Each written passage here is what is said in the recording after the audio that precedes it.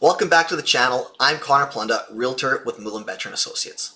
All of my contact info is in the description below, so if you need more info about buying, selling, relocating, or investing in the Saskatoon area, I am more than happy to answer any of your questions. Today, we're going over how to negotiate any repairs after a home inspection. Whether you have the seller make the repairs or you want to take that on yourself, it's important to address concerns prior to removing conditions. Thanks for joining me, and let's dive in.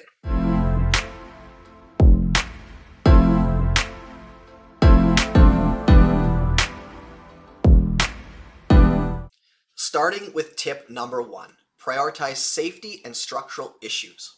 Focus on negotiating repairs for safety hazards and structural issues identified in the inspection report. These issues should be non-negotiable and should be addressed promptly to ensure the safety and integrity of the home. Not only that, but any major issues are going to affect resale value down the line if not addressed.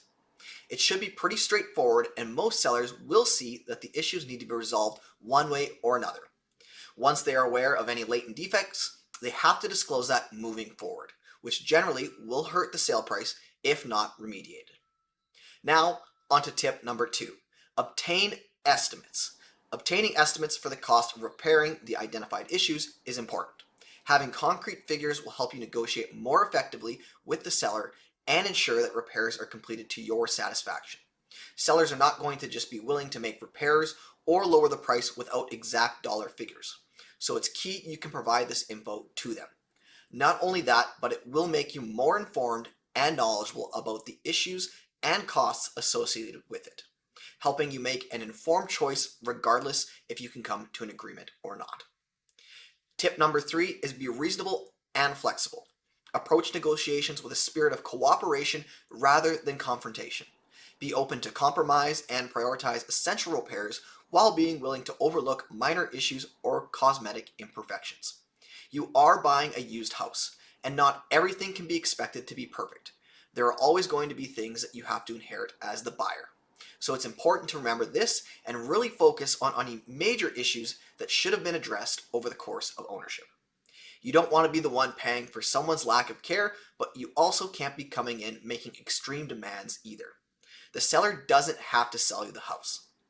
Make sure to clearly communicate your concerns and requests to the seller or their agent in a professional manner. Provide documentation from the inspection report to support your requests and maintain open lines of communication throughout the negotiation process. Now, tip number 4 might be the most important tip. You need to consider credits versus price reductions. Instead of requesting that the seller make repairs before closing, you may negotiate for a credit or price reduction equivalent to the estimated cost of repairs.